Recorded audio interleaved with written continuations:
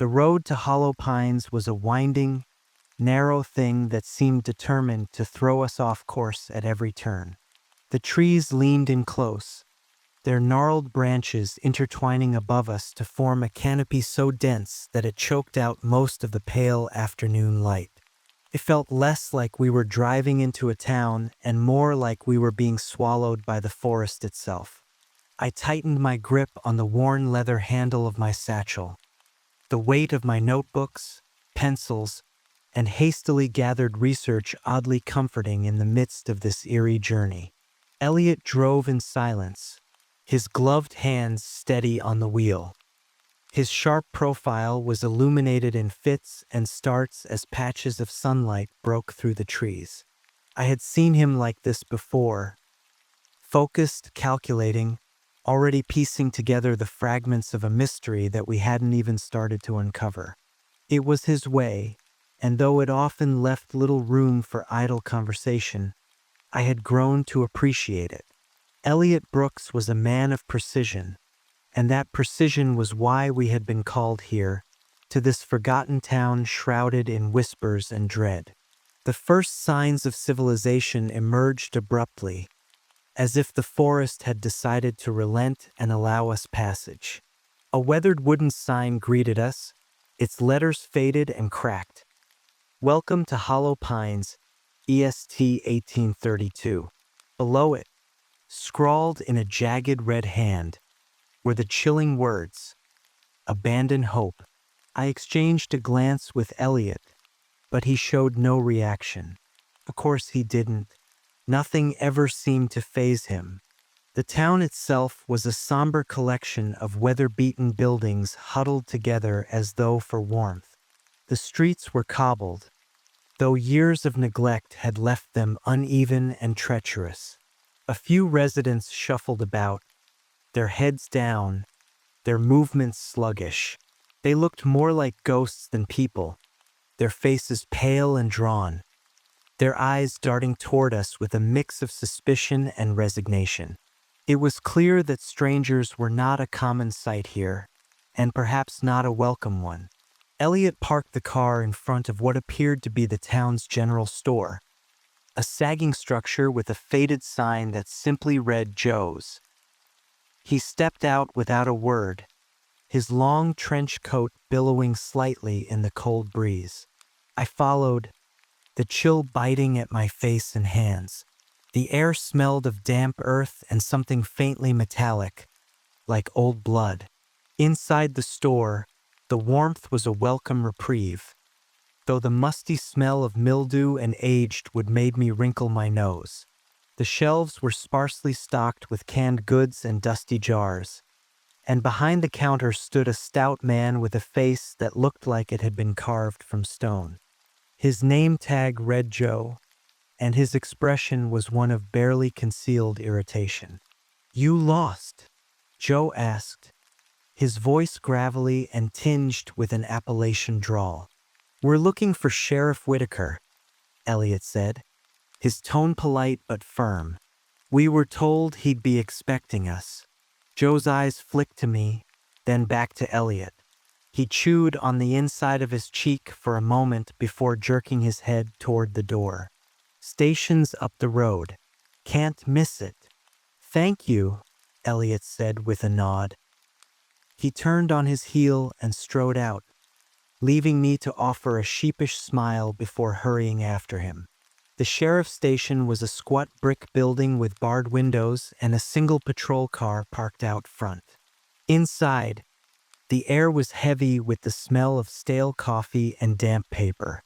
Sheriff Whitaker rose from behind a cluttered desk as we entered, his broad shoulders and weathered face giving him the appearance of a man who had seen more than his fair share of trouble. His uniform was neatly pressed, but there was an air of exhaustion about him, as though the weight of this town's secrets had ground him down over the years. "Detective Brooks," he said, extending a hand.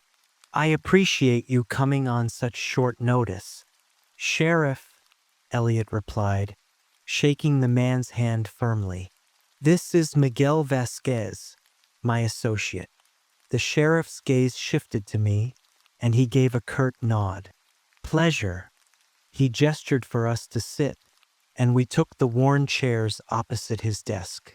The room was small and sparsely decorated, the only personal touch being a framed photo of a younger Whitaker with what I assumed was his family.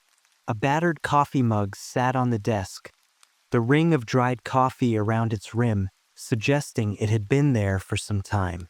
"I'll get straight to it," Whitaker said, leaning back in his chair. "We've got a problem, and I'm out of my depth." "Disappearances," Elliot said, his voice calm and steady. Whitaker nodded. "4 of them in the past month. No signs of struggle, no bodies, no nothing. Just gone." "And the connection to the Harvest Festival?" I asked, leaning forward. The sheriff's lips pressed into a thin line. He glanced out the window, as if checking to make sure no one was listening. "You've heard of the curse, I take it?" I nodded. "A curse tied to a settler named Esther Merrick. She was executed for witchcraft, and her death supposedly marked the beginning of a cycle of disappearances every 33 years. Whitaker's eyes narrowed. "You've done your homework." "It's what I do," I said with a faint smile. The sheriff didn't return it. Instead, he reached for a folder on his desk and slid it toward Elliot. "These are the files on the missing. Names, ages, last known locations. I've searched every inch of this town and the surrounding woods, but there's nothing. It's like they vanished into thin air." Elliot opened the folder, his eyes scanning the pages with the precision of a hawk. I leaned over to get a look, my stomach twisting as I read the names and saw the photographs of the missing. They were all ages, from a young boy no older than 10 to a woman in her 60s. The only common thread was the fear etched into their faces, as though they had sensed what was coming. "Do you believe the curse is real?" Elliot asked, his voice devoid of judgment. Whitaker hesitated, his fingers drumming against the desk. "I don't know what to believe anymore, but the timing lines up. The last time this happened was in 1929, and before that in 1896, and always in the months leading up to the festival." "What about the festival itself?" I asked. "What happens there?" The sheriff's expression darkened. "It's supposed to be a celebration. Music, dancing, a feast. But there's always been whispers. People saying it's more than just a festival. That it's some kind of offering." "An offering to what?" Elliot pressed. Whitaker's eyes flicked to the window again. "To the woods. To whatever's out there." A cold silence settled over the room. I could feel the weight of his words pressing down on me, the sense that we had stumbled into something far larger and darker than we could have anticipated. "We'll start by speaking with the families of the missing," Elliot said, his tone brisk and professional.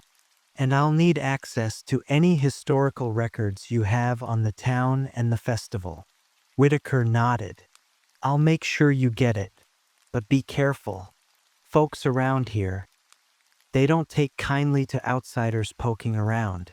"Noted," Elliot said, rising to his feet. "Thank you for your time, Sheriff." As we stepped back out into the cold, gray afternoon, I couldn't shake the feeling that we were being watched. The trees loomed tall and silent, their twisted branches clawing at the sky. The town itself seemed to shrink away from us, as if unwilling to reveal its secrets. "What do you think?" I asked as we walked back to the car. "I think," Elliot said, his voice low, "that this town has a lot to hide, and we're going to find out what." The sun was sinking below the jagged silhouette of the trees as we returned to the car. The faint light that remained painted hollow pines in hues of gold and crimson. but the beauty did little to mask the unease that seemed embedded in the town's very soil. I had spent much of my life steeped in the myths and folklore of different cultures, but there was something about this place, a kind of heaviness that pressed against your chest and whispered warnings at the back of your mind. Elliot slid into the driver's seat without a word, his fingers tapping once against the steering wheel before starting the engine. I took my place beside him, clutching the folder Sheriff Whitaker had given us. The faces of the missing stared up at me from the photographs clipped to their files, their expressions frozen in happier, simpler times. "Any thoughts so far?" I asked, breaking the silence as the car rumbled to life. Elliot's eyes remained on the road as he turned the wheel, guiding us back toward the center of town. "Plenty. None of them good." He glanced at me briefly, his expression unreadable. "This isn't just a case of missing persons, Miguel. Something much darker is at play here." I couldn't disagree. The sheriff's account of the curse, coupled with the unsettling atmosphere of the town, had left my thoughts racing. Legends often held kernels of truth, and in a place like Hollow Pines, where history and superstition intertwined, it was hard to separate the two. We pulled up outside the Hollow Pines Inn, a modest two-story building with peeling paint and flickering lanterns mounted on either side of the entrance.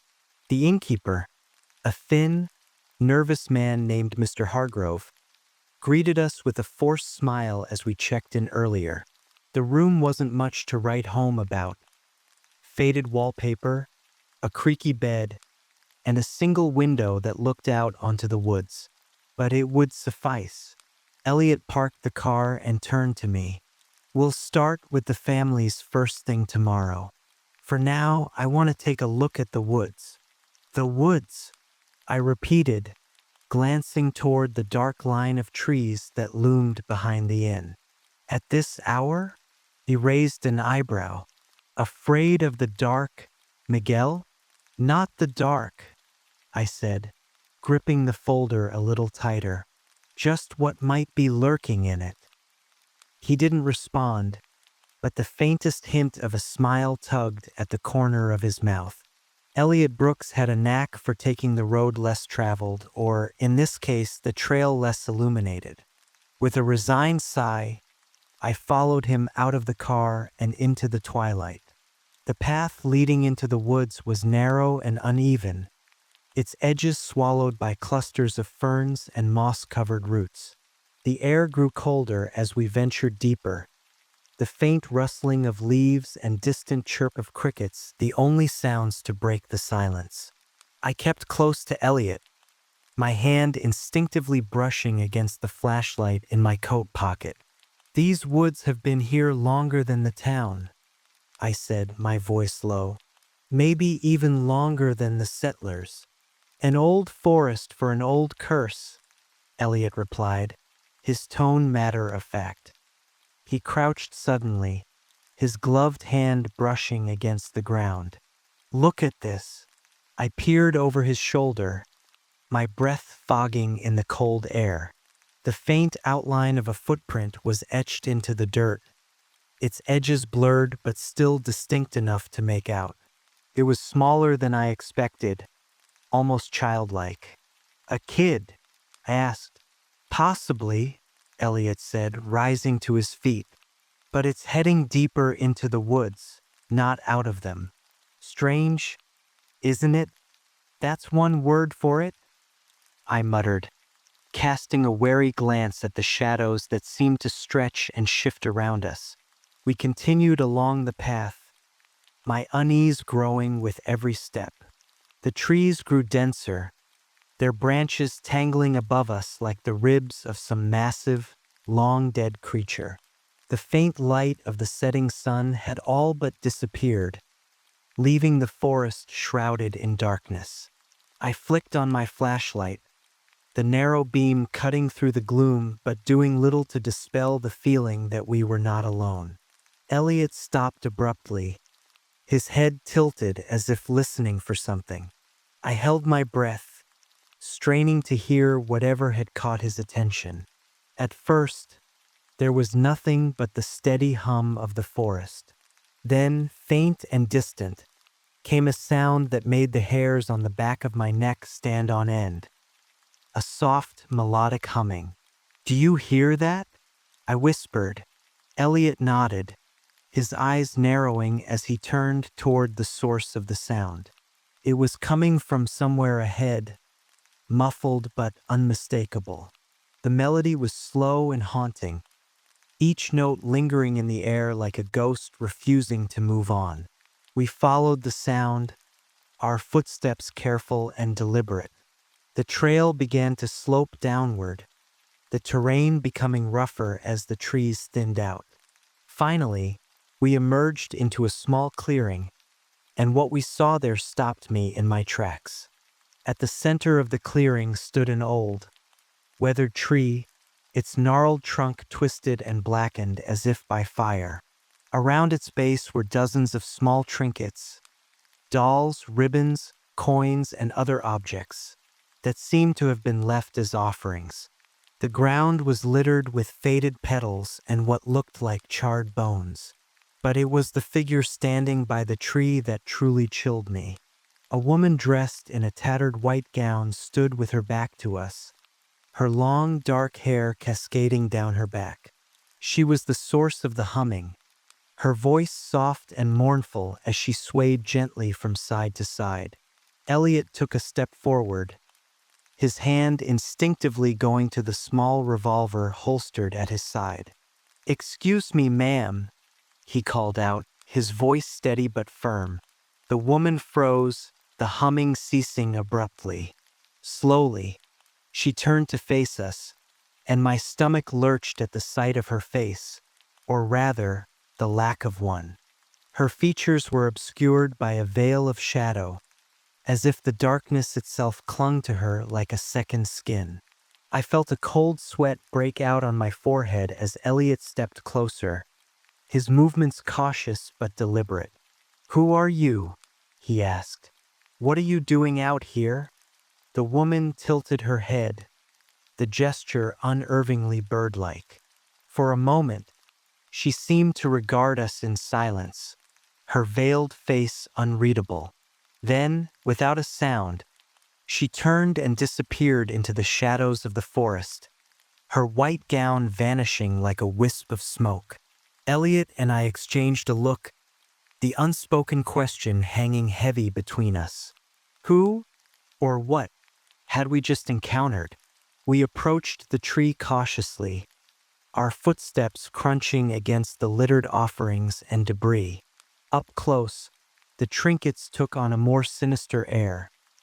The dolls were missing eyes, the ribbons were frayed and stained, and the coins were tarnished with an oily residue. The charred bones, I realized with a sinking feeling, were not animal remains. Elliot knelt by the base of the tree, his gloved hand brushing against one of the bones. "Human," he said quietly. I swallowed hard, the bile rising in my throat. "This isn't just a tree, it's a shrine." "To what?" Elliot asked, rising to his feet. I shook my head, unable to tear my eyes away from the darkened bark of the tree. "I don't know, but whatever it isn't friendly." The humming began again, faint and distant, as if carried on the wind. We turned toward the sound, our flashlights cutting through the trees, but there was no sign of the woman. Only the forest, vast and unyielding, stared back at us. "Let's get out of here," Elliot said finally, his voice low. Morning broke over hollow pines with the kind of light that seemed hesitant to touch the town, as if the sun itself was wary of disturbing the secrets buried within its borders. The inn's narrow hallways creaked underfoot as I followed Elliot downstairs to the dining area, where Mr. Hargrove was already shuffling about with a pot of weak-looking coffee. I clutched my notebook under one arm, my mind still clouded by the images of the woods from the night before. The humming woman, the charred bones, the offerings. None of it had left me, not even in the fractured dreams that haunted what little sleep I managed to get. Elliot moved with the same quiet determination he always did, his coat already buttoned and his hat tilted just so. He poured himself a cup of coffee without a word, his eyes scanning the dim room as if searching for something. That was just his way, always on guard, always looking for the detail everyone else might miss. "Planning to eat something?" I asked, gesturing toward the stack of toast on the counter. It was burnt around the edges and looked unappetizing, but food was food. "Not yet," Elliot replied, his voice low. He turned to Mr. Hargrove. "Do you know where we might find the Pattons?" The name caught me off guard, but I quickly remembered it was one of the families on the list Whitaker had given us. The Patton's daughter, a girl named Lydia, had been among the missing, a bright-eyed teenager whose photograph now sat folded in the file in Elliot's jacket pocket. Mr. Hargrove's face paled slightly at the question, his hands tightening around the coffee pot. "The Pattons? They're out near the old mill, about a mile past the square. Can't miss it." Elliot nodded, his expression betraying nothing. "Thank you."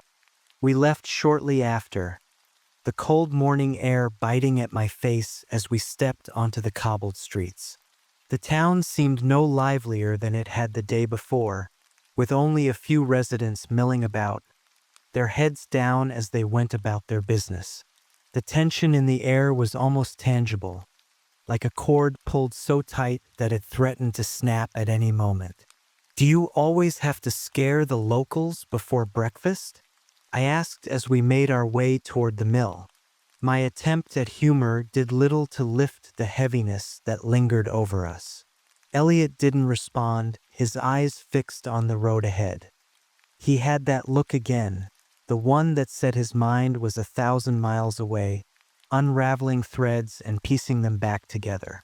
I let the silence hang, knowing better than to try to pull him out of it when he was like this.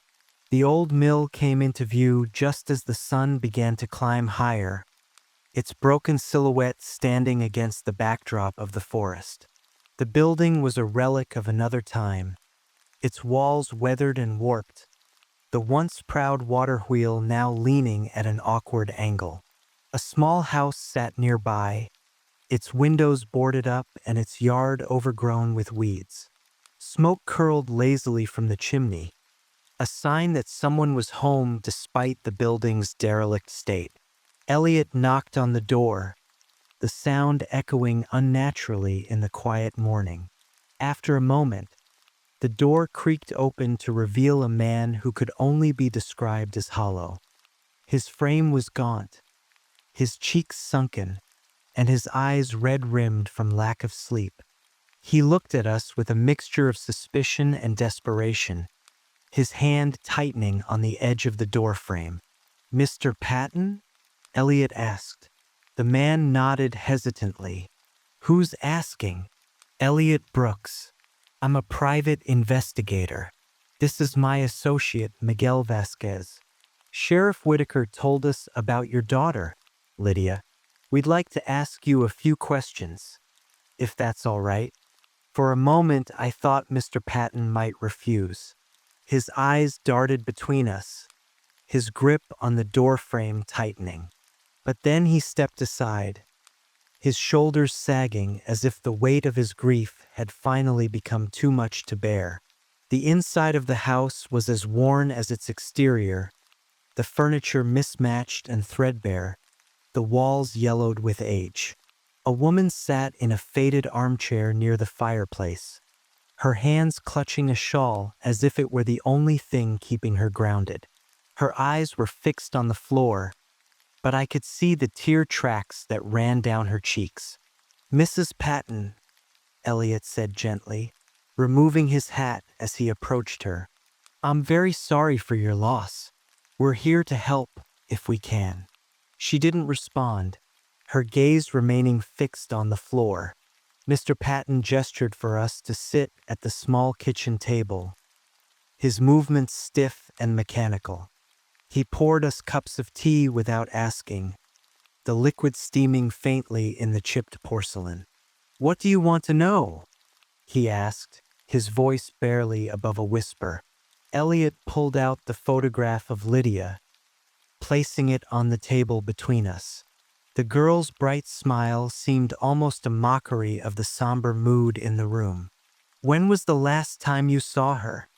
Mr. Patton's hands trembled slightly as he picked up the photo. "It was the night before she disappeared." She was excited about the festival, kept talking about how she and her friends were going to meet up and sneak into the woods.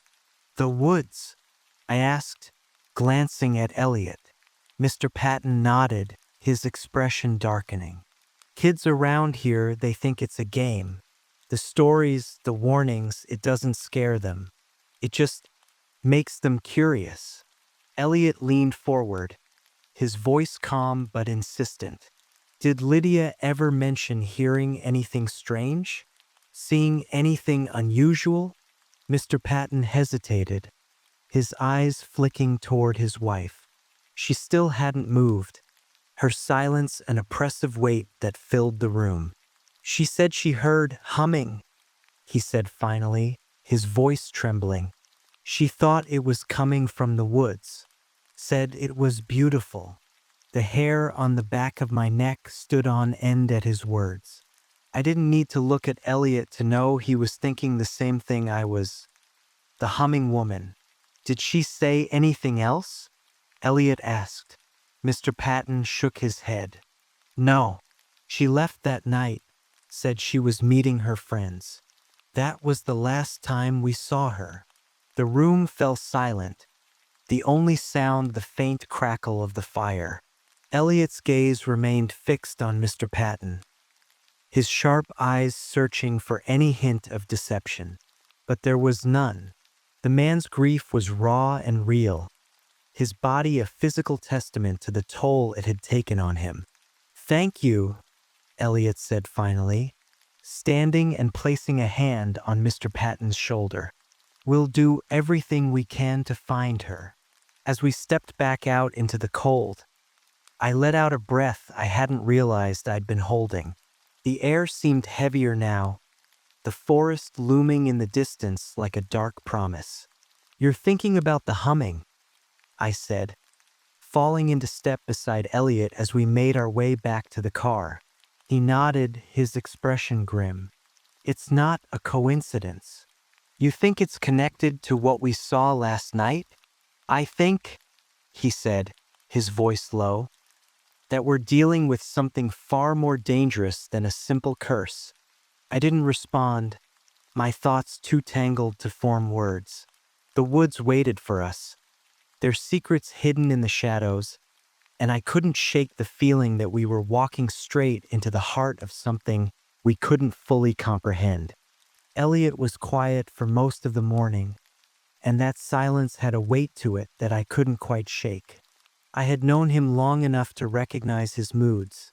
This one wasn't brooding so much as focused, his thoughts churning somewhere behind those sharp eyes of his.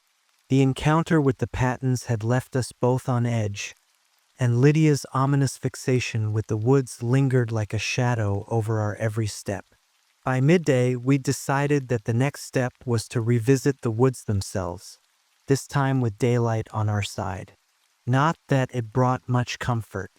Even in the full flush of the afternoon, the forest seemed reluctant to reveal itself, its darkness defying the sun's intrusion. The trees loomed tall and skeletal, their roots twisting out of the earth like clawed hands. The cold air carried an unsettling stillness, broken only by the faint rustle of leaves and the occasional distant caw of a crow. It was as if the woods were holding their breath, waiting. Elliot walked ahead of me, his long coat catching on stray branches as we followed the same path we'd taken the night before. He moved with a purpose, his sharp gaze scanning the underbrush and the trail ahead, cataloging details I was sure my less discerning eyes missed. He didn't need to speak to convey the gravity of our situation. His every movement said enough. The clearing we'd stumbled upon last night appeared again, though in the daylight it was no less ominous. The offerings still lay scattered around the tree's base, dolls missing their faces, tarnished coins, and scraps of ribbon.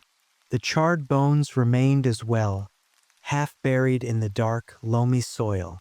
Standing there again, I couldn't help but feel a prickling at the back of my neck, as if unseen eyes were fixed on us from beyond the tree line. Elliot knelt by the base of the tree, his gloved hands carefully sifting through the detritus. "Someone put these here intentionally," he muttered, more to himself than to me. "This isn't random. It's deliberate." I watched him work, my notebook open in my hands as I jotted down details of the scene. "Offerings," I said, my voice low, "to the Warden of Pines or whatever legend the locals whisper about. It fits with the story of Esther Merrick and the curse." Elliot didn't respond immediately. His attention focused on a scrap of cloth tangled in one of the tree's gnarled roots. When he finally spoke, his voice was laced with skepticism.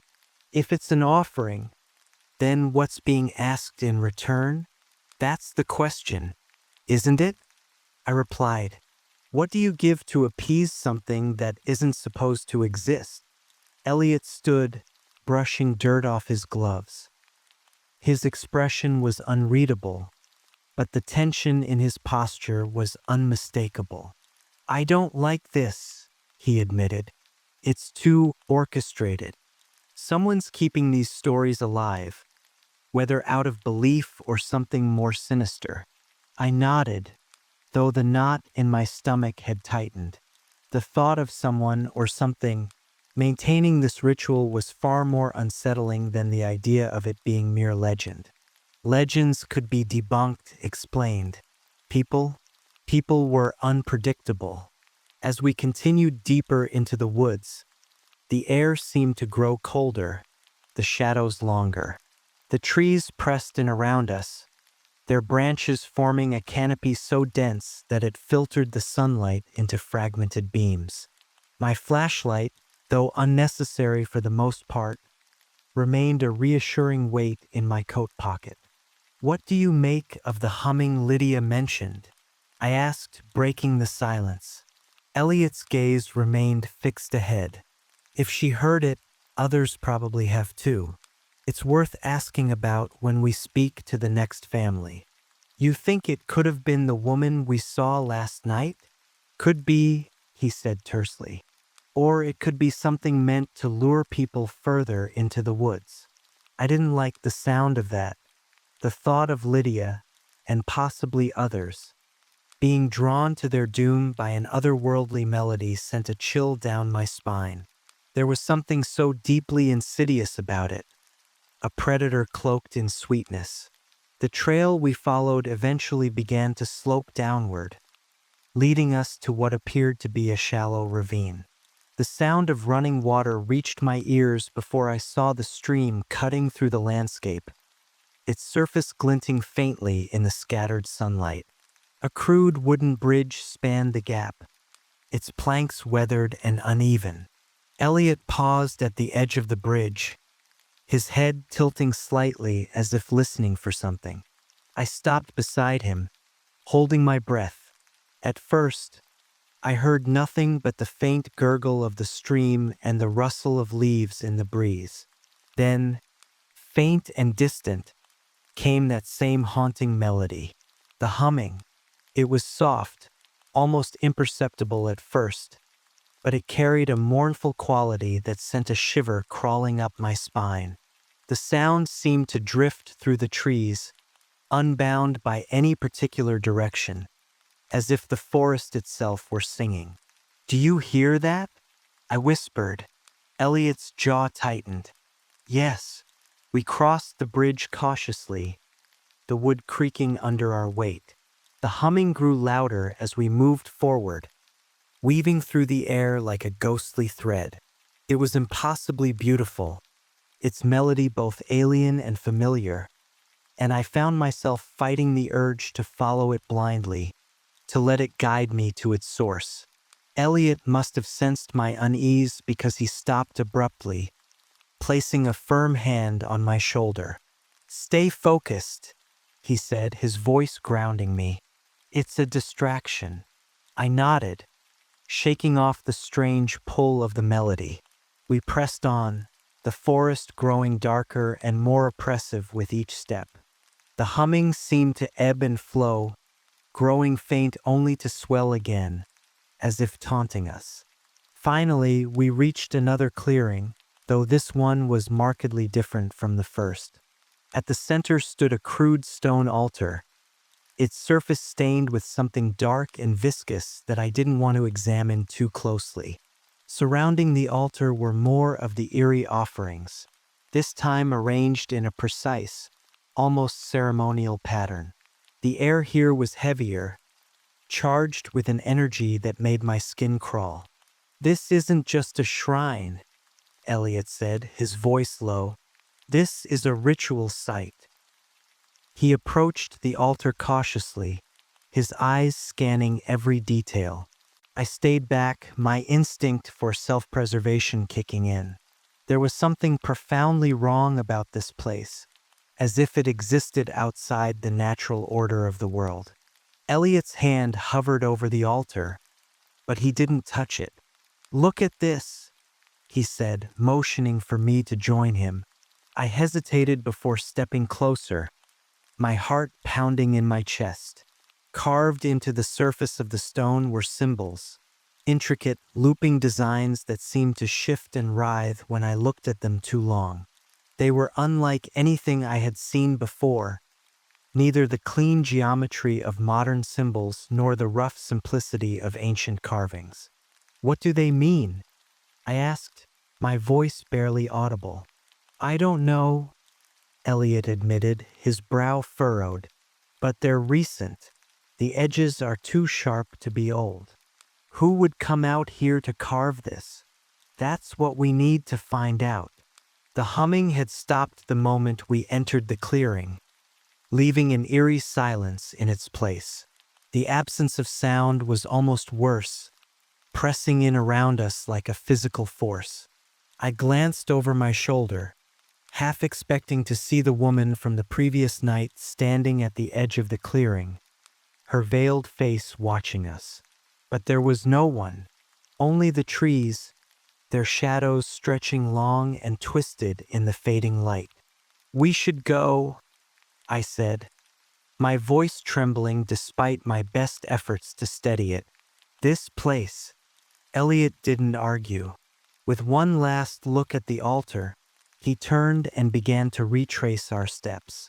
I followed closely, my flashlight now in hand despite the remaining daylight. The forest seemed to close in around us as we walked, its silence broken only by the crunch of leaves beneath our boots.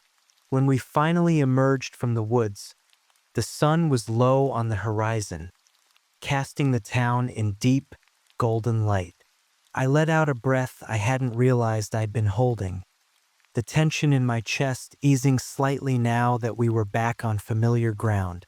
Elliot glanced at me, his expression as unreadable as ever. "We're not done yet," he said. I knew he was right, but that knowledge did little to dispel the sense of foreboding that clung to me like a second skin.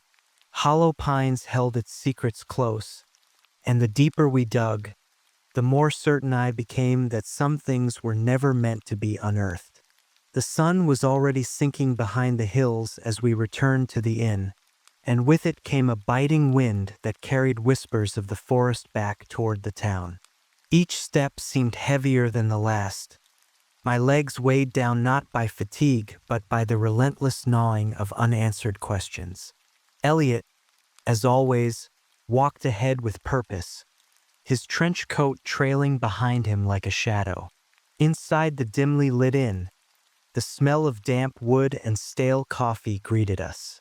Mr. Hargrove was at his usual post behind the counter, polishing glasses that didn't seem to need it.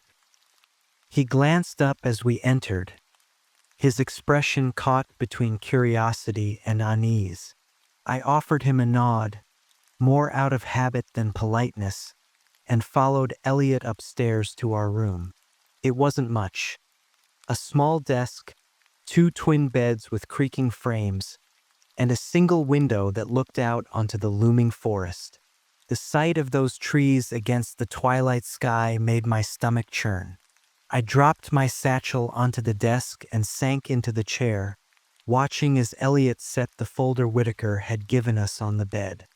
His movements were precise, deliberate, as though he were arranging pieces on a chessboard only he could see. "You're quiet," I said, pulling out my notebook. "Even for you." Elliot looked up, his sharp eyes meeting mine for a brief moment before returning to the papers. "Just thinking." "About what?" He didn't answer right away. Instead, he held up a photograph of one of the missing, the Patton's daughter, Lydia. Her bright eyes and carefree smile stared back at us, frozen in time. "The humming," he finally said. "She heard it before she disappeared. We've heard it too. It's not just a coincidence." I nodded, scribbling his words into the margin of my notes.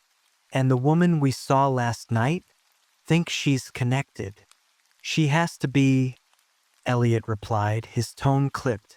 "But whether she's the source of the sound or just another victim, I don't know yet." His frustration was palpable, a tension that hummed in the air between us.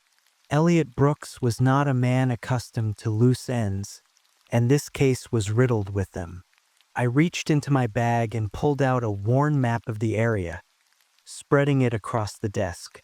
The paper was marked with notes and circled locations, tracing the path of our investigation. "Let's retrace our steps," I suggested, pointing to the forested area where we'd found the stone altar. "This site, there's more to it.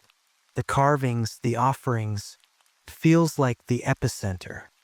Elliot nodded, his expression softening ever so slightly. "Agreed, but we can't keep chasing shadows in the woods. We need more information." I tapped my pen against the map, my mind racing. "Then we start asking questions. Someone in this town knows more than they're letting on." Elliot's lips curved into a faint smile, a rare and fleeting thing. "I was hoping you'd say that." The next morning we set out early. The town was still waking, its residents moving sluggishly through the cobbled streets as if weighed down by something unseen. Our first stop was the church, a weathered stone building that sat on a hill overlooking the square. Its bell tower cast a long shadow across the town, a stark reminder of Hollow Pine's somber history. Inside, the air was cool and still, carrying the faint scent of wax and old wood. The pews were mostly empty, save for a few elderly townsfolk murmuring prayers under their breath. At the front of the church, a tall, thin man in clerical robes was arranging candles on the altar. He looked up as we approached, his pale blue eyes narrowing slightly. "Father Wilkes?" Elliot asked, his voice low but firm. The priest nodded, his expression guarded. "Yes, and you are?" "Elliot Brooks. This is Miguel Vasquez. We're investigating the recent disappearances." At the mention of the disappearances, Father Wilkes' hands stilled. He placed the last candle on the altar and turned to face us fully. "I see," he said, his voice steady but tinged with unease. "And what brings you to the house of God?" "We're looking for answers," Elliot said, his gaze unflinching. "The stone altar in the woods. What do you know about it?" The priest's jaw tightened, and he glanced toward the stained glass windows as if searching for guidance. "That place," he began, his voice dropping to a near whisper. "It's cursed ground. Always has been." "Why?" I pressed, stepping closer. "What makes it cursed?" Father Wilkes hesitated, his fingers gripping the edge of the altar. "The settlers who founded this town, they did something terrible. Something they tried to bury, but the earth remembers. The woods remember." I exchanged a glance with Elliot, my pulse quickening. "Does this have to do with Esther Merrick?" The priest's pale eyes widened slightly at the name, and he crossed himself instinctively. "So you've heard the stories." "We've heard enough to know there's truth in them," Elliot said. "What happened to her?" Father Wilkes sighed, his shoulders slumping under the weight of the question. "Esther was different. A healer, some said. Others called her a witch. When the crops failed and sickness spread, the settlers looked for someone to blame. They accused her of cursing the land, of consorting with dark forces. They killed her, right there in the woods. And the altar?" Elliot pressed. "It was built over her grave," the priest admitted, his voice heavy with sorrow. "They thought it would contain her spirit, keep her from seeking vengeance. But instead it became a gateway, a conduit for something far worse." My throat felt dry, and I swallowed hard, trying to process his words. "The Warden of Pines?" Father Wilkes nodded grimly. "That's what they call it. A guardian, they believed. But it's no protector. It's a predator." The weight of his words settled over us like a storm cloud, and for a moment, none of us spoke. Elliot was the first to break the silence, his voice cold and deliberate. "Who's maintaining the altar?" "Someone's been leaving offerings." The priest's expression darkened, and he shook his head. "I don't know, but whoever they are, they're feeding it, keeping it alive." Elliot's jaw tightened, and he turned to leave without another word. I lingered for a moment, my gaze meeting Father Wilkes. "Why haven't you told the townsfolk?" "Because fear is a powerful thing," he said quietly, "and sometimes ignorance is all that keeps people sane." I nodded, understanding but not agreeing. As I followed Elliot out into the sunlight, the priest's words echoed in my mind, each one heavier than the last. By the time we reached the inn, the day was already slipping away, the sky streaked with bands of orange and purple. Elliot sat at the desk, his hands steepled as he stared at the map spread before him. I joined him, my notebook open to a fresh page. "What's the plan?" I asked, breaking the silence. Elliot didn't look up. "We go back to the woods. Tonight." A chill ran through me, but I nodded. There was no turning back now. The forest held the answers we sought, and whatever waited for us there, we would face it together. The woods were alive in a way they hadn't been before, and not in a comforting sense. As Elliot and I pushed deeper into the darkness, it felt as though the forest had shifted its stance, moving from passive observer to active participant. The wind whispered, carrying sounds that didn't belong. Faint cries, low murmurs, the occasional scrape of something that could have been claws against bark. Each noise set my nerves on edge, and I found myself clutching my flashlight tighter than necessary. Elliot walked ahead, his silhouette a solid, determined shape against the oppressive wall of shadow. His confidence was unwavering, but even I could tell that this night felt different. He didn't speak much as we navigated the narrowing trail, his focus entirely on the path ahead. He carried with him a small lantern, its glow creating a pool of light that barely seemed to touch the surrounding gloom. I followed close behind, the sharp crunch of dried leaves and twigs beneath my boots the only sound breaking the relative quiet. The deeper we went, the more suffocating the air became, as if the forest itself were drawing closer, wrapping us in its suffocating embrace. My breath fogged in the cold air, and every so often I caught myself glancing over my shoulder, unable to shake the feeling that we were being followed. "Do you feel it?" I asked, my voice barely above a whisper. Elliot didn't slow his pace, though I noticed the faintest tilt of his head in acknowledgement.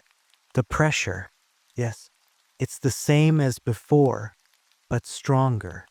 "It's not just the pressure," I said, scanning the trees on either side of us. "It's like we're not alone." "We're not," Elliot replied simply. His bluntness did little to calm me. As we rounded a bend in the trail, the forest seemed to shift again. The trees grew taller, their branches intertwining above us to form a canopy so dense that it choked out even the faint light of the stars. The air was colder here, heavier, and the ground beneath our feet felt soft, almost spongy. It wasn't long before the trail disappeared entirely, swallowed by the underbrush. "This is where we found the altar," I said, glancing around. "But it looks different now." "It's the same place," Elliot said, his lantern illuminating the familiar gnarled tree at the center of the clearing.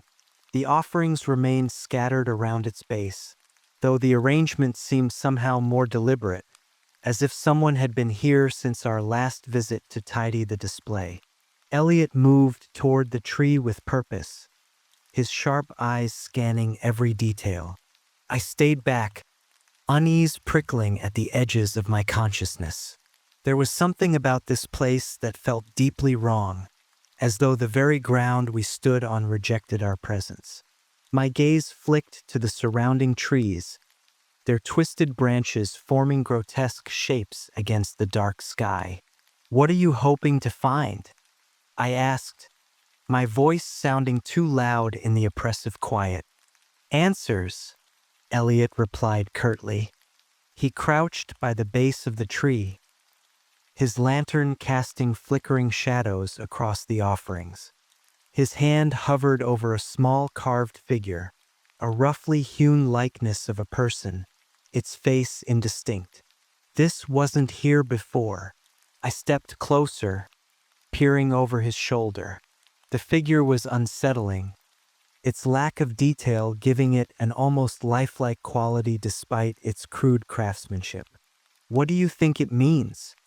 "It's a symbol," Elliot said, turning the figure over in his hands. "Of what? I'm not sure, but it's not random. Someone put it here for a reason." Before I could respond, a sound cut through the stillness, a low, melodic humming that sent a shiver crawling up my spine.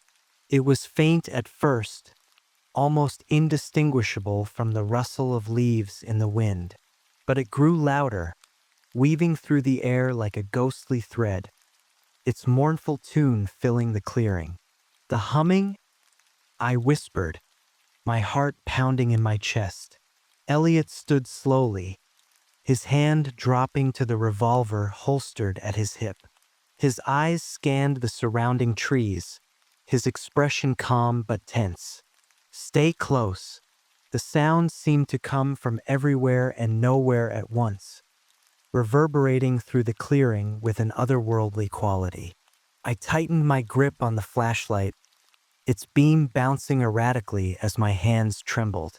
The rational part of my mind knew it was just sound, just vibrations in the air.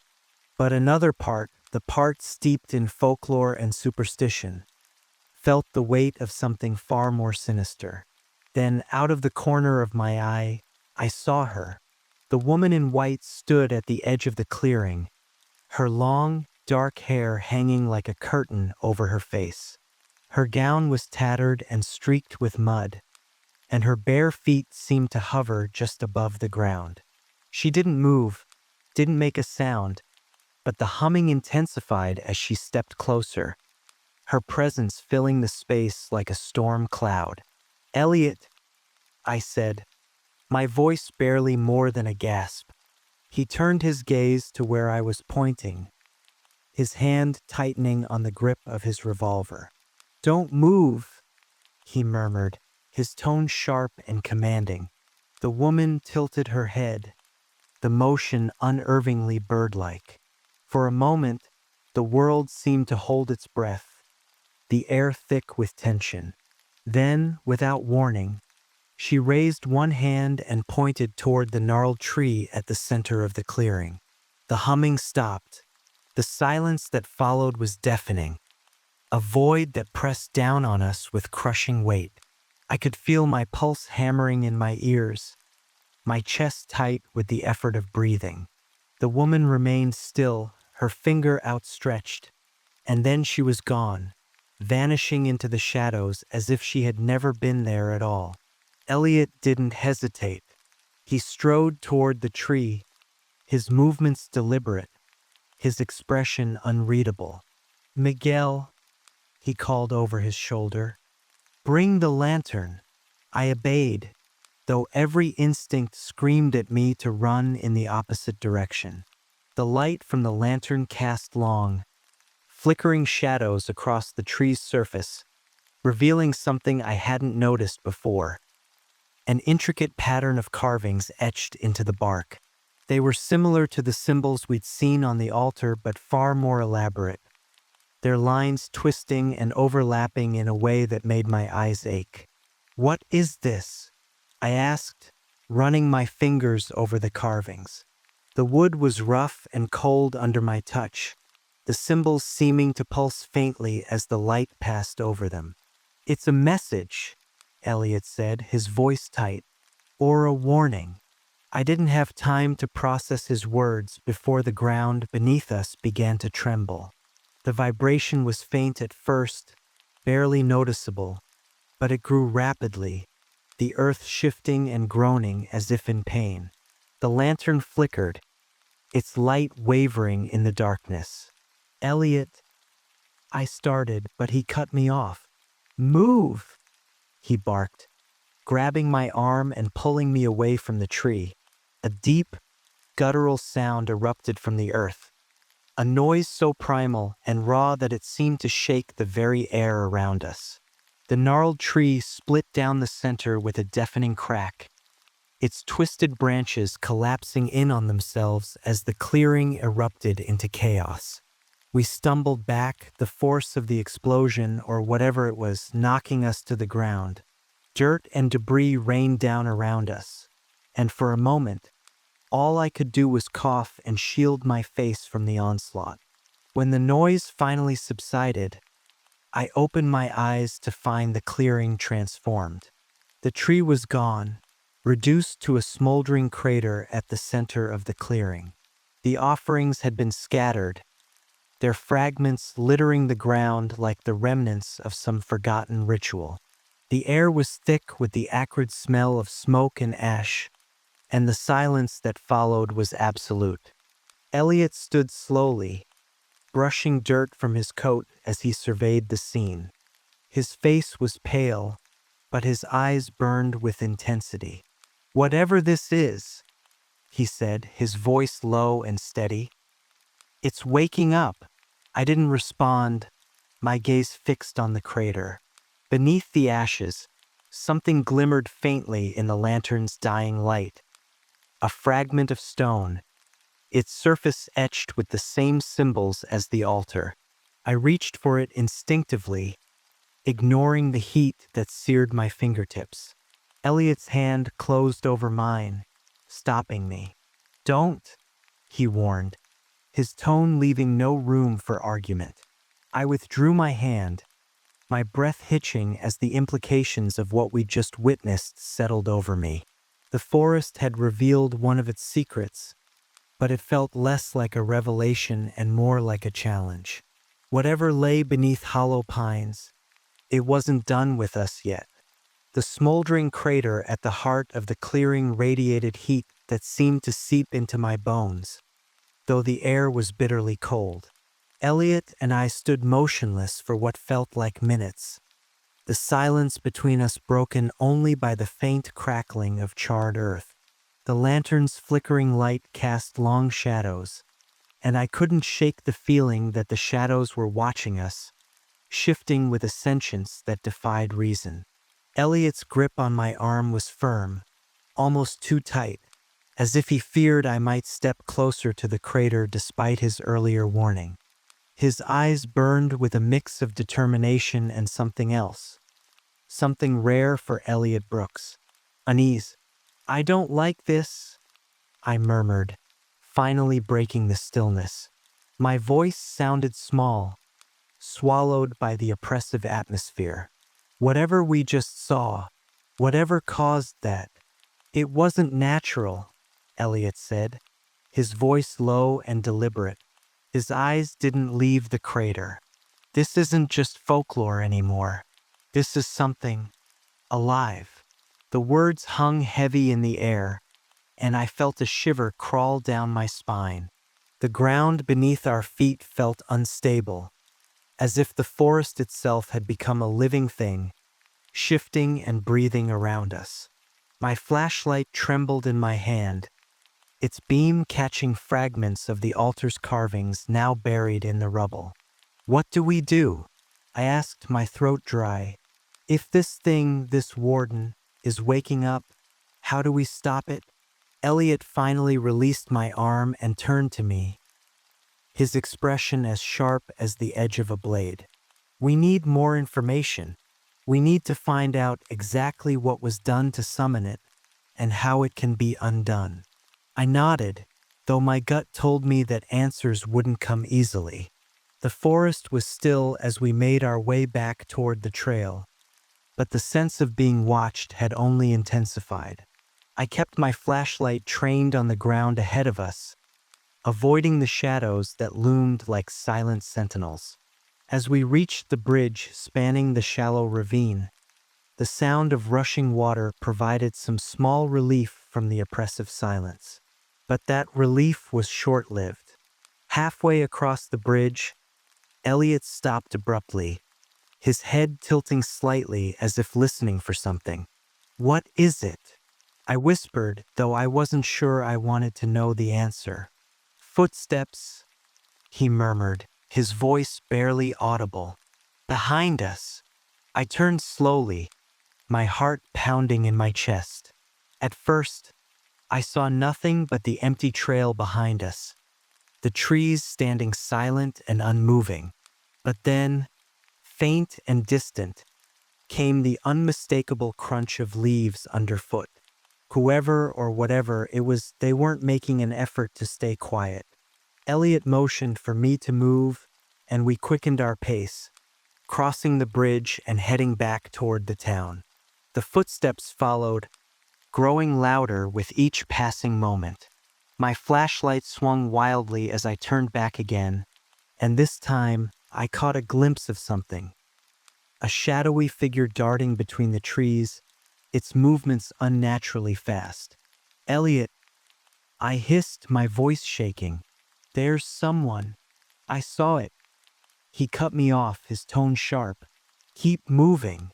We broke into a run, the trail twisting and turning beneath our feet. The forest seemed to close in around us, the trees pressing closer, their branches clawing at the sky. The footsteps behind us grew erratic, almost frantic, and a low, guttural growl reached my ears, making my blood run cold. It wasn't until we burst out of the woods and into the open space at the edge of town that the sound stopped. I turned, my breath coming in ragged gasps, but the forest was still once again. Whatever had followed us had vanished. Elliot's hand came down on my shoulder, grounding me. "Let's go," he said, his voice steady despite the tension in his jaw. "We need to get to Whitaker." The sheriff's station was dimly lit, its small interior feeling even more claustrophobic after the events in the woods. Sheriff Whitaker sat behind his cluttered desk, a half-empty cup of coffee in front of him. He looked up as we entered, his weary expression sharpening at the sight of us. "What happened?" he asked, rising to his feet. Elliot didn't waste time with pleasantries. "The altar in the woods. Something's happening to it. The carvings, the offerings, it's part of a ritual, and it's been activated." Whitaker's face paled, and he sank back into his chair. "Activated? What are you saying?" "I'm saying your town's curse is no longer just a story," Elliot said, his tone clipped. "Something real is happening out there, and it's only going to get worse unless we stop it." The sheriff ran a hand through his graying hair, his eyes darting between us. "What do you need from me?" "We need records," Elliot said. "Anything you have on the town's history, the settlers, the festival, everything. There has to be something that explains what they did to summon this thing, and how we can put it back to rest." Whitaker hesitated, but then he nodded.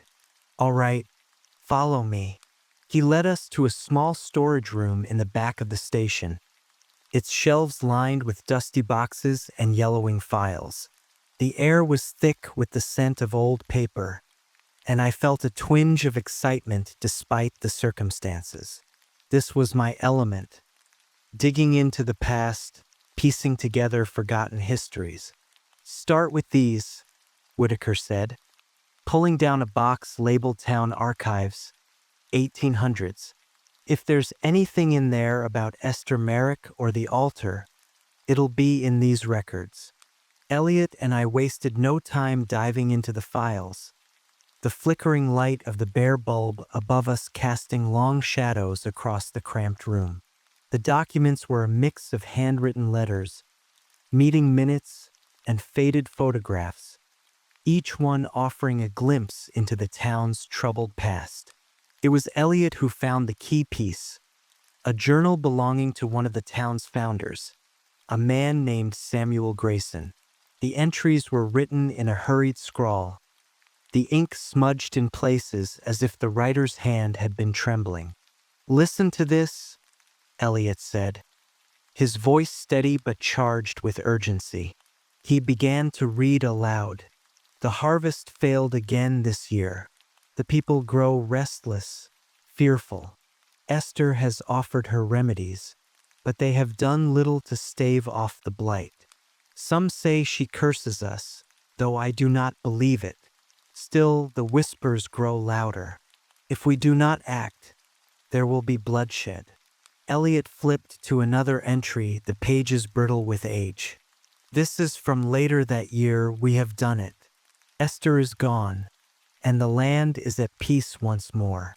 But the cost, I cannot speak of it. The others have built a shrine to contain her spirit, to ensure she does not return.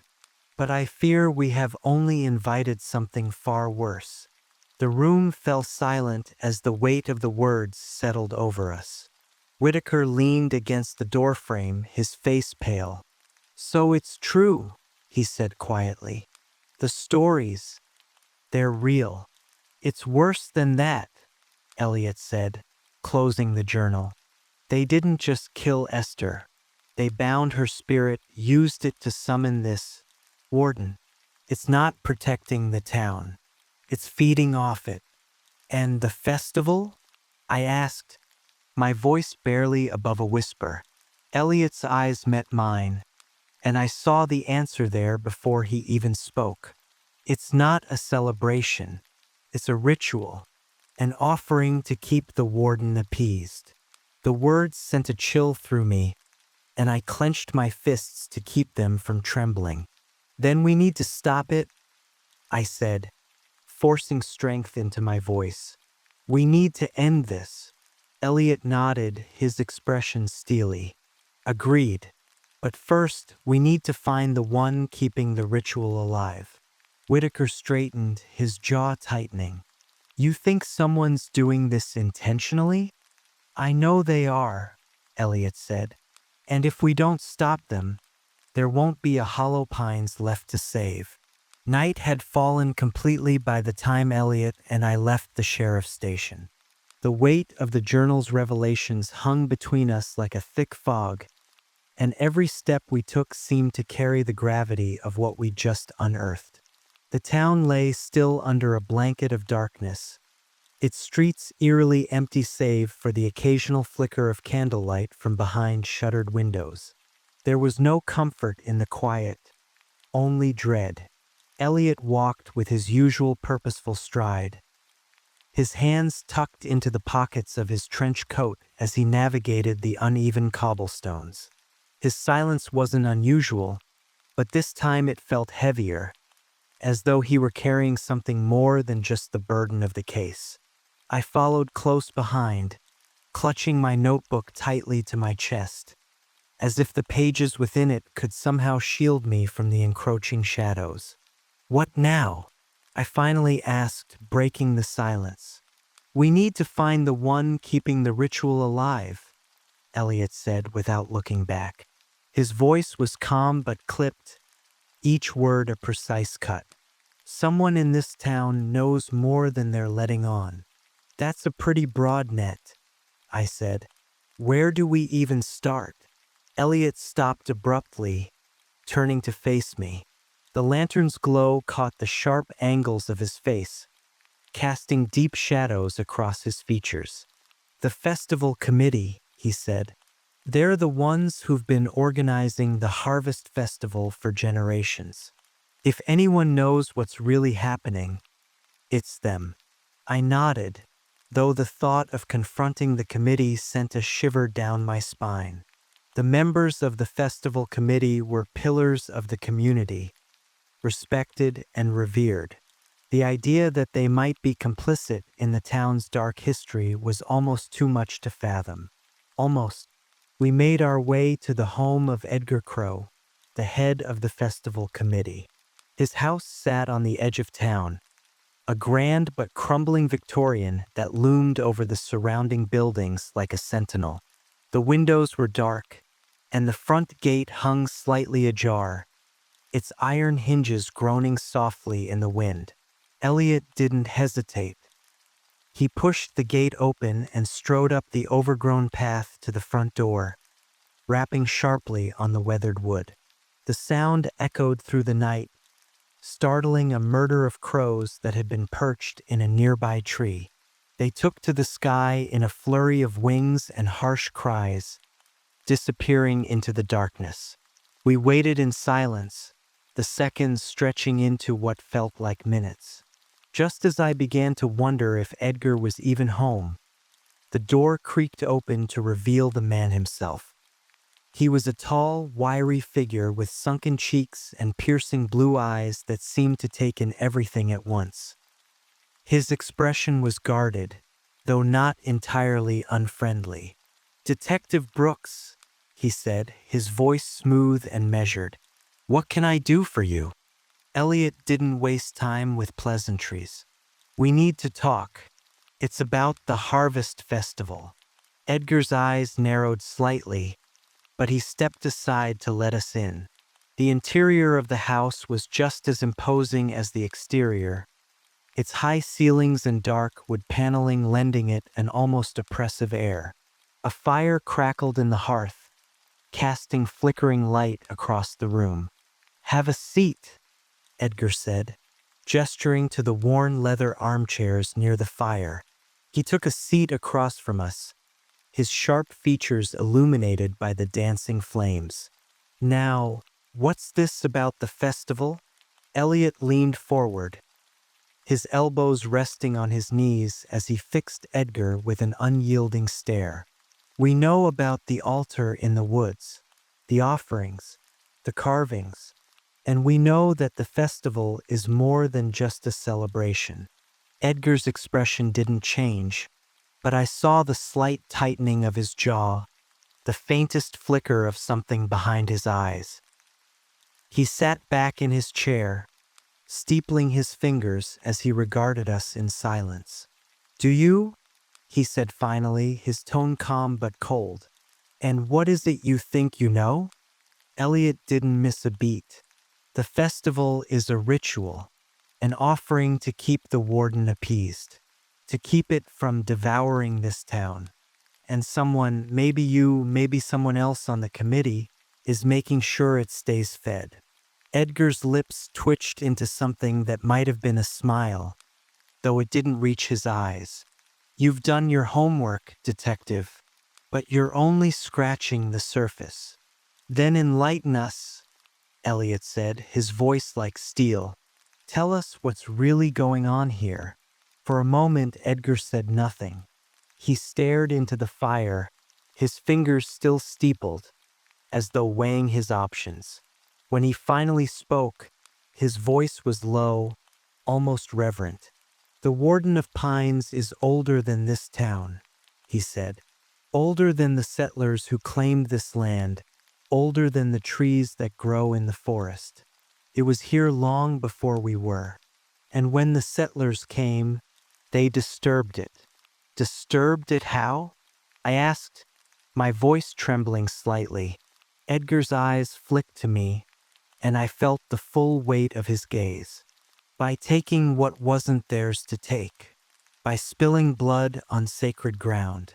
Esther Merrick was innocent, but her death awakened something that had been sleeping for centuries.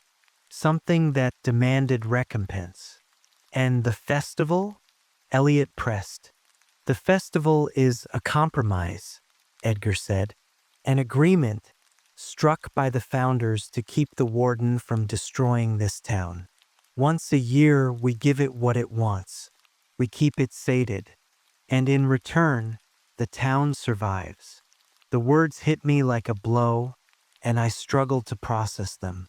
And the disappearances? Lydia? The others? Edgar's gaze didn't waver. They were chosen. The warden's appetite has grown stronger over the years. The festival alone isn't enough anymore. It demands more. Elliot's jaw tightened, his knuckles whitening as he gripped the arms of his chair. You've been sacrificing people to this thing. To save the rest, Edgar said, his voice devoid of remorse. It's not ideal, but it's necessary. No, Elliot said, his voice low and dangerous. It's murder. Edgar didn't respond, his expression unreadable. The silence stretched between us, heavy with unspoken words. We're going to stop it, Elliot said finally, rising to his feet. Whatever it takes. Edgar's eyes followed him, a flicker of something, worry, fear, crossing his face. You don't know what you're dealing with, detective. The warden is not something that can be stopped. It's not something that can be destroyed. We'll see about that, Elliot said, his voice like ice.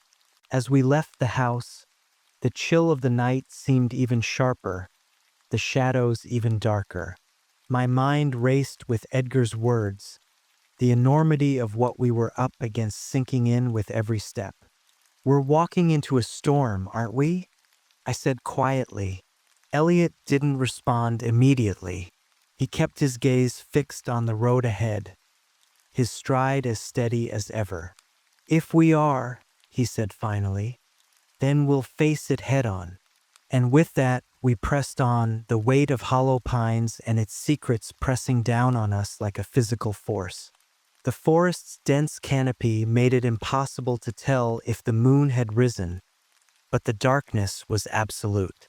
My breath fogged in the icy air as we made our way back to the clearing, the lantern swinging in Elliot's hand, casting jittery light ahead of us. Each step felt heavier than the last, as if the weight of what we were about to face pressed down on us, demanding we turn back. But there was no turning back. Not anymore. The path was narrower than I remembered, and the branches seemed to claw at us as we passed. The faint scent of smoke lingered in the air, a reminder of the destruction we'd witnessed the night before. Somewhere in the distance, an owl called out, its mournful cry echoing through the trees. Elliot walked ahead, his movements deliberate and unflinching.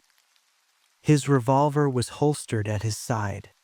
but I knew he was ready to draw it at a moment's notice. The journal we'd taken from the sheriff's station was tucked into his coat, its brittle pages containing the only semblance of a plan we had. I followed close behind, gripping my flashlight tightly. My mind raced with fragments of what Edgar Crow had told us, the chilling truths he'd laid bare. The idea that the festival was a sacrifice, an offering to the warden, made my stomach churn. And yet, as horrifying as the thought was, it made sense. The disappearances, the altar, the carvings, they were all pieces of a puzzle that painted a picture too terrible to comprehend. The clearing came into view suddenly, the trees parting to reveal the now empty space where the gnarled tree had stood. The crater at its center still smoldered faintly, tendrils of smoke curling into the air. The offerings scattered around the edges of the clearing seemed untouched, their twisted forms glinting faintly in the lantern's light. Elliot stopped at the edge of the clearing, his gaze fixed on the crater. "This is where it started," he said, his voice low and steady. "And this is where it ends." I nodded, though I wasn't entirely sure what he meant. The weight of the moment pressed down on me, my chest tight with a mixture of fear and anticipation. I glanced around, half expecting to see the woman in white emerge from the shadows, her veiled face watching us with that eerie stillness. But the forest was silent, save for the faint crackle of the smoldering earth. "What's the plan?" I asked, my voice barely more than a whisper. Elliot reached into his coat and pulled out the journal, flipping to the page marked with a strip of frayed fabric. "Grayson's account mentions a binding ritual," he said, his eyes scanning the faded script. "The settlers used it to contain Esther Merrick's spirit. If we can reverse it, we might be able to sever the warden's connection to this place." "Might," I echoed, my stomach sinking. Elliot glanced at me, his expression unreadable. "It's the best shot we've got." I swallowed hard, my hands trembling slightly as I adjusted my grip on the flashlight. "All right, what do we need to do?" Elliot held up the journal, pointing to a section of the text. "The ritual requires 3 things: an offering, a symbol of the warden's power, and a vessel to anchor the binding." My pulse quickened as I processed his words. "Do we have any of those?" "The offering is already here," Elliot said, gesturing to the scattered trinkets at the edge of the clearing. "The symbol of the warden's power. I'm betting it's the carvings. We can use the fragments of the altar." "And the vessel?" I asked, dread creeping into my voice. Elliot hesitated, his gaze flicking back to the journal. "The vessel has to be human."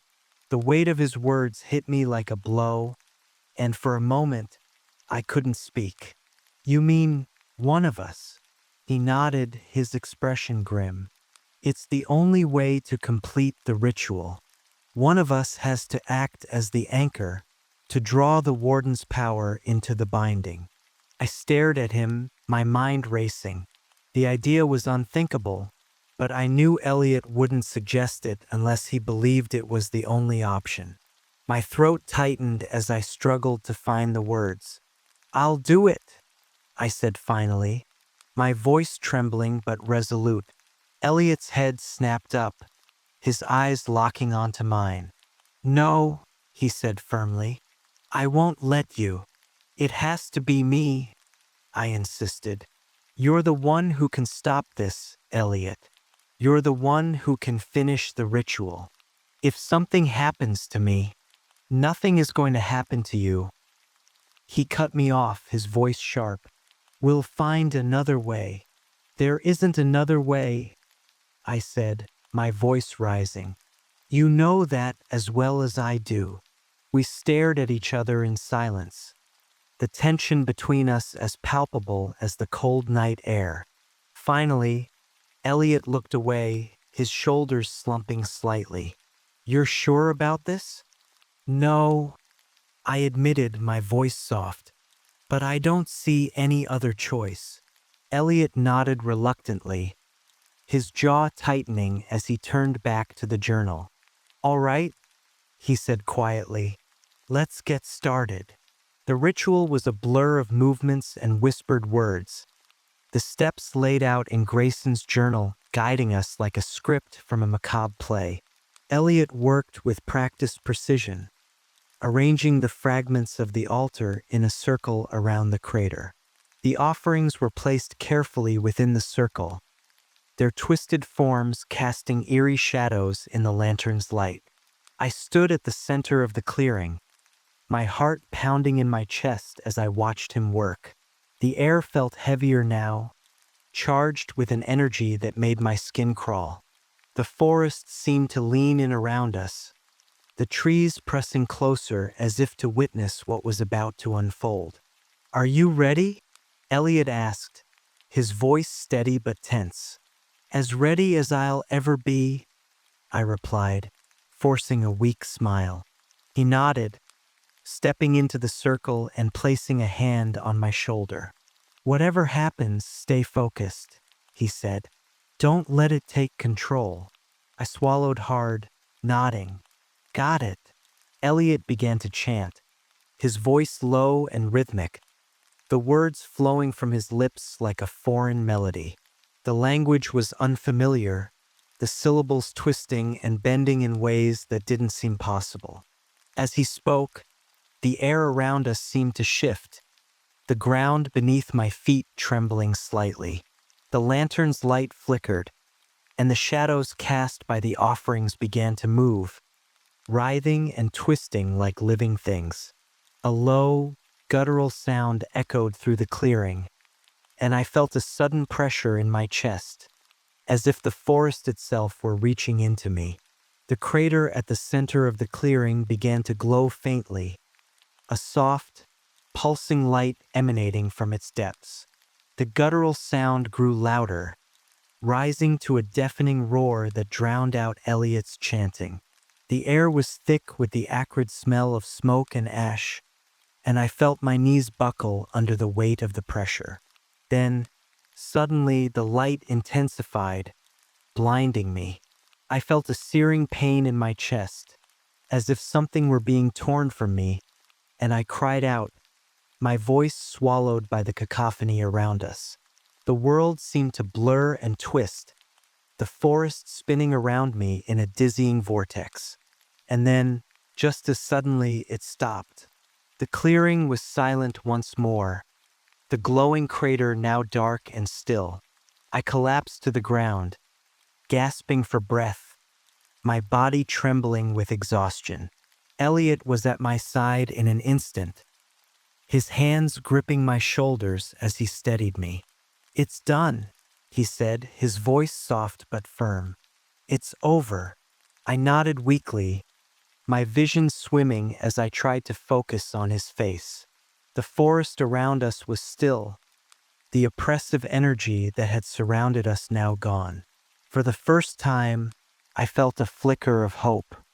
But deep down, I knew the cost of what we'd just done would haunt us forever. The town of Hollow Pines looked almost peaceful in the light of early dawn. Wisps of mist clung to the cobblestone streets and rolled lazily over the rooftops, softening the sharp edges of the houses that had borne witness to too much. But the peace was a fragile illusion, a deceptive calm over waters that ran far too deep.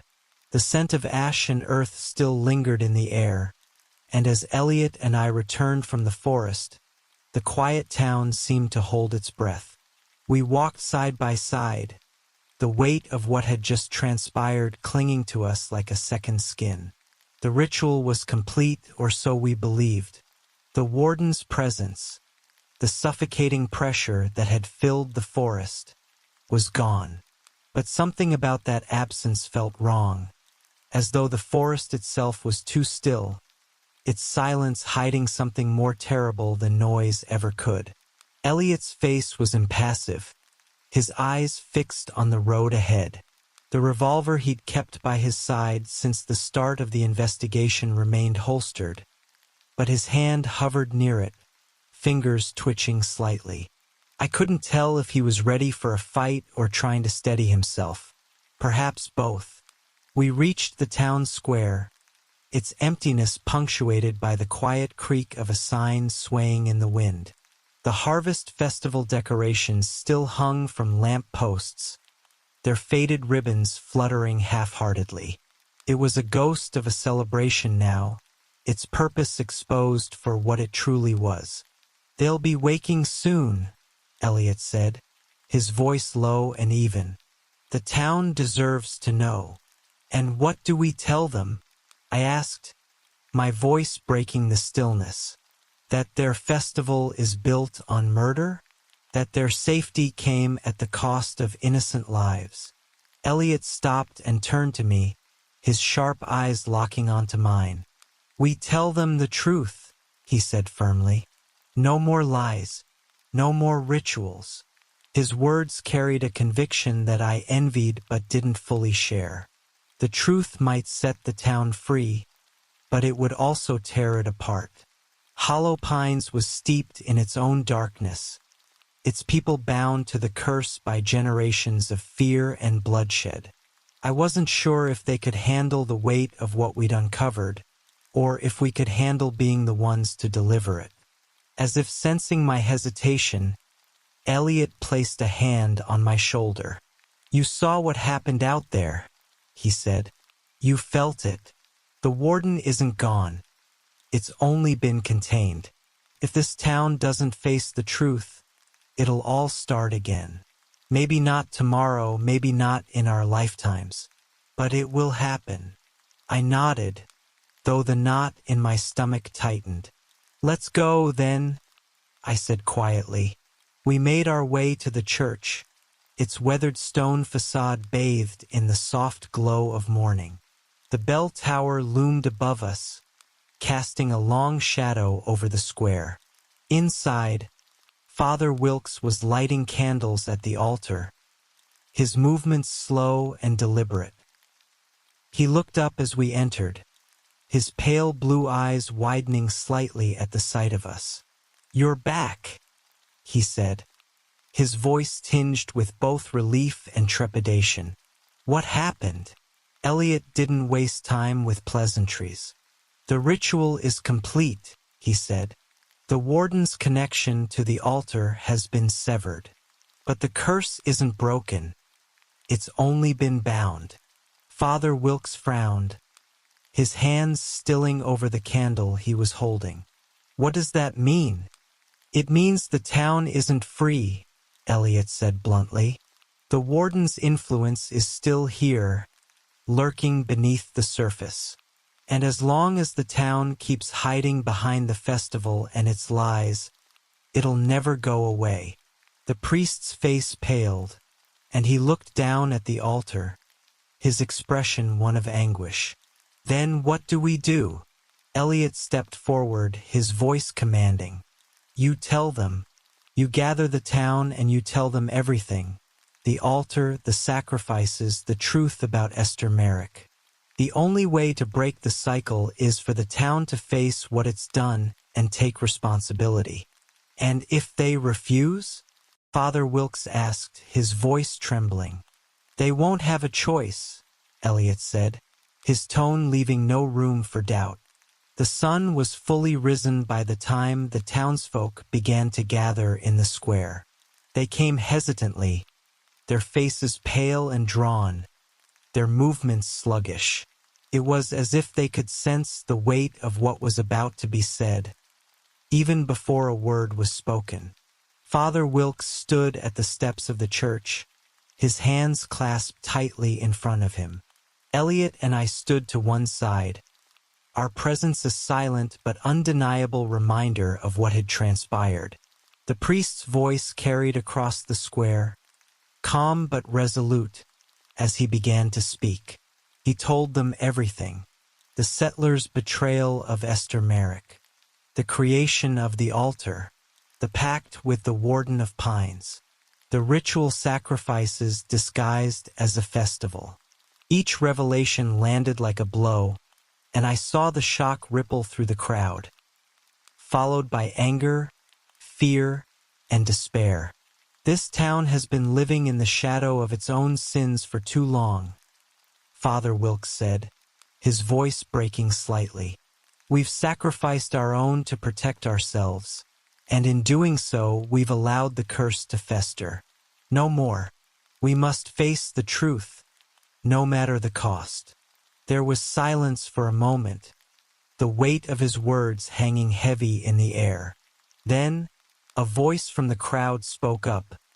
A woman, her face streaked with tears. "What do we do now?" Elliot stepped forward, his presence commanding even without a word. He looked out over the crowd, his sharp gaze meeting each of theirs in turn. "You rebuild," he said simply. "Not just the town, but yourselves. You honor the lives that were taken by ending the cycle of fear. You let the forest rest. And you don't forget. Ever." The words seemed to cut through the tension, and I saw nods ripple through the crowd. It wasn't a solution, not yet, but it was a start. As the townsfolk began to disperse, their murmurs fading into the morning air, I turned to Elliot. "Do you think it'll be enough?" I asked. He didn't answer right away. Instead, he looked out toward the forest, its towering pines swaying gently in the breeze. The light of day softened its edges, but the shadows remained, deep and unfathomable. "I don't know," he admitted finally, "but it's all we can do." I nodded, following his gaze to the forest. It loomed over us still, a reminder of everything we'd faced, and everything that might still come. But for the first time, I felt a glimmer of hope. The shadows might always be there, but so too was the light. And for now, that was enough.